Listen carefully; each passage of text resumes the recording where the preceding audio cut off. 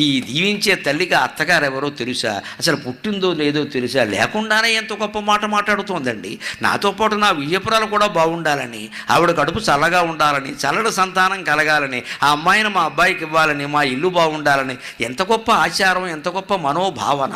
ఇది మరో భాషలో, మరో దేశంలో, మరో మతంలో, మరో ప్రాంతంలో ఉంటుందా? భారత్ మాతాకి జై. మన దేశంలో, మన మతంలో, మన ప్రాంతంలో మాత్రమే ఉంటుంది. ఇంకో చోట ఉండే అవకాశం లేదు. హిందువుగా పుట్టడం ఎందుకు గొప్ప, తెలుగువాడిగా పుట్టడం ఎందుకు గొప్ప అంటే ఇందుకే గొప్ప.